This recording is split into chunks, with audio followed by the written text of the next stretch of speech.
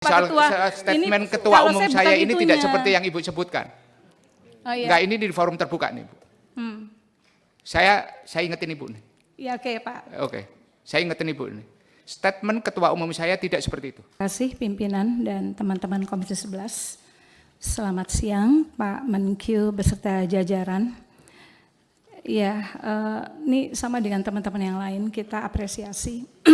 Kalau melihat berita-berita di TV nih Pak Purbaya, di negara-negara lain tuh ya, di Filipina, kemudian di Vietnam, di Thailand gitu, orang-orang tuh udah pada jalan kaki ke kantor. BBM tuh sudah mahal dan sudah langka. Dan bahkan di negara tetangga kita juga kan, di rata-rata di negara Asia ya, Jepang, Korsel, Cina itu pemerintah sudah melakukan penghematan. Dan di Indonesia hampir-hampir kita tidak merasakan krisis itu. Dan tadi Pak Menteri diiringi dengan tepuk tangan sebagian teman-teman sudah menjamin bahwa sampai akhir tahun kita tidak ada kenaikan BBM.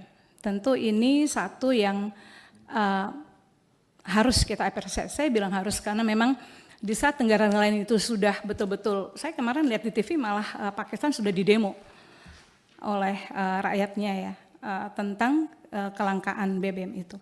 Jadi satu hal yang patut kita apresiasi bahwa Indonesia ini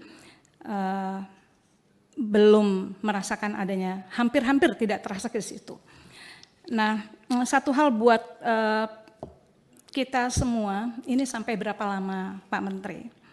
Karena kita juga mendengar juga dan sempat disampaikan juga di depan rakyat Indonesia di televisi, stok BBM kita tuh berapa lama? Ada yang 21 hari, ada yang 27 hari, dan kita juga sempat diminta untuk mematikan kompor kalau masakan sudah matang, begitu kan? Sebagai langkah penghematan, gitu. Ya, dan ini kan satu apa namanya awareness juga. Nah, ternyata berarti kan saya harus jarang-jarang. mengklarifikasi nih Bu Andi. Saya stop dulu. Enggak, ini agak sensitif saya ini. Ini saya sensitif. Maaf, Ini Pak soal Ketua, statement ini, Ketua kalau Umum saya saya bukan ini tidak itunya. seperti yang Ibu sebutkan. Oh, iya. Enggak, ini di forum terbuka nih Bu. Saya ingetin Ibu nih. Ya, oke Pak. Oke, saya ingetin Ibu nih. Statement Ketua Umum saya tidak seperti itu. Oke. Statement Ketua Umum saya tidak menyatakan seperti itu. Oke. Bahwa Ketua Umum saya tidak menyatakan bahwa kalau sudah matang dimatiin kompor, tidak seperti itu. Jadi kalau Ibu mengutip seperti itu, saya ingatin bahwa pernyataannya tidak seperti itu. Baik, terima kasih Pak Ketua. Jadi substansinya bukan itu, substansinya adalah bahwa ada awareness bahwa kita harus menghemat BBM. Jadi bukan itu ya, saya tarik kembali perkataan saya tentang kompor itu, saya tarik kembali. Maaf Pak Ketua, dan juga teman-teman dari Golkar, saya mohon maaf, tapi substansinya bukan itu. Substansinya adalah tanda-tanda krisis itu ada begitu ya, tanda-tanda bahwa stok BBM kita sudah berapa lama, tinggal berapa lama, kemudian juga penghematan sudah terjadi, sudah harus diingatkan begitu ya. Jadi saya tarik kembali kata-kata kompor tadi ya. Kemudian yang perlu kita juga ketahui adalah tadi ya, seberapa lama daya tahan kita. Tadi kan Pak Menteri mengatakan bahwa sampai akhir tahun tidak akan ada kenaikan BBM. Itu patut kita apresiasi dan ini langkah pemerintah semua, tidak hanya Menteri Keuangan, tentu saja kan semua pemerintah bekerja. Sampai berapa lama kita bertahan itu dan kemudian mungkin kita juga perlu tahu perhitungannya begitu ya. Artinya kan bahwa ketika pemerintah mengatakan bahwa sampai tidak ada kenaikan BBM, berarti ada subsidi dari pemerintah. Asumsinya kan begitu, subsidi tidak akan naik. Nah itu dari mana begitu? Ya, jadi jangan sampai ada statement juga, pokoknya ada gitu. Jangan sampai ada seperti itu, gitu ya. Jadi kita perlu tahu juga hitung-hitungannya, karena memang kalau kita melihat di sini. Bunga utang kita itu kan sudah lumayan begitu ya. Untuk tahun 2026, APB 26 itu sudah memakan 19% dari belanja pemerintah atau 29% dari GDP. Tahun 2020 kita membayar bunga itu sebesar 314 triliun. Jadi dalam 6 tahun itu sudah berlipat 2 kali begitu. Nah, untuk bertahan sekian lama itu sumbernya ya, dan kita patut juga untuk ikut berpikir juga gitu ya, karena kita juga kan ingin membantu pemerintah dalam mengatasi hal ini begitu ya.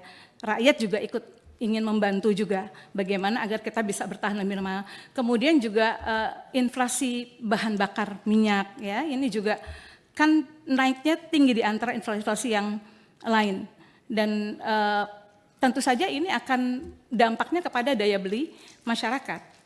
Dan tadi kan juga dipaparkan bahwa daya tahan pertumbuhan ekonomi itu kan paling besar adalah di konsumsi rumah tangga. Kalau kita melihat indeks keyakinan konsumen itu kan juga mengalami penurunan. IKK itu mengalami penurunan, terutama di masyarakat penghasilan yang 1-2 juta, yang kelas menengah juga turun, yang stabil hanya di yang pendapatan di atas 5 juta.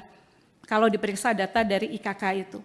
Jadi sinyal-sinyal bahwa ada penurunan daya beli, kemudian itu ada indeks ekspektasi konsumen juga turun. Jadi bukan hanya daya beli yang sekarang, tapi juga ekspektasi mereka terhadap ekonomi ke depan itu juga ikut turun. Jadi mungkin di sini kita juga perlu selain ada optimisme yang juga cukup bagus untuk psikologi masyarakat, kita juga perlu memberikan bahwa ini perhitungannya ada loh. Kalau tadi Pak Menteri kan berkali-kali bilang bahwa sudah dihitung sampai naik 90 dolar pun sudah kita hitung. Nah, kami ingin tahu juga hitungnya dari mana dan sumbernya dari mana. Mudah-mudahan kalau memang itu, dan mengambil hutang baru kan biayanya lebih mahal begitu, mengambil hutang baru. Nah, itu yang pertama Pak Menteri. Kemudian berikutnya tentang penerimaan. Ini tentang pajak, terutama tentang pajak ya, dan tadi sudah banyak disampaikan tentang Cortex yang memang perlu juga, tapi kita apresiasi bahwa tahun ini kita sudah semuanya Cortex, walaupun juga kebingungan tuh bukan hanya ada di masyarakat juga, tapi saya rasa di pegawai-pegawai KPP juga masih banyak yang bingung tentang aplikasi Cortex itu, ya. Karena saya juga punya kenalan banyak di KPP, masih banyak juga yang kami masih belum familiar juga gitu, karena memang sistemnya baru. Nah ini sejauh mana sistem Cortex dan Compliance Risk Management (CRM) itu dapat secara efektif menekan tax gap dan mengatasi tantangan shadow economy. Shadow economy saya singgung dulu yang selama ini itu sulit untuk dijangkau. Nah Cortex sudah bisa atau belum? Kemudian dengan adanya 17 juta aktivasi Cortex hingga Maret 2026, apa kendala teknis utama yang harus diwaspadai agar sistem ini tidak justru menghambat proses pelaporan wajib pajak? Ya, itu kemudian, nah Bank Dunia itu menyarankan penyesuaian ambang batas threshold PPN dan PPh badan serta penghapusan tarif khusus, saran dari Bank Dunia. Nah, apakah langkah proaktif ini lebih efektif dibandingkan mempertahankan tarif saat ini demi menjaga stabilitas ekonomi? Pertanyaan, apakah itu lebih efektif dibandingkan dengan mempertahankan tarif saat ini demi menjaga stabilitas ekonomi? Bagaimana sebaiknya pemerintah menyikapi proyeksi konservatif Fitch Rating yang menempatkan rasio pendapatan pemerintah hanya di angka 13,3% pada 2026 sampai 2027 yang jauh di bawah standar negara peringkat BBB lainnya. Itu saja pimpinan, terima kasih. Sekali lagi saya di forum terbuka juga, mohon maaf kepada Pak Ketua Komisi 11 dan juga teman-teman Golkar, dan pernyataan tadi saya cabut. Terima kasih, Assalamualaikum warahmatullahi wabarakatuh. Waalaikumsalam, makasih. Makasih Bu Andi sudah selesai urusan Bu, udah tuntas. Udah.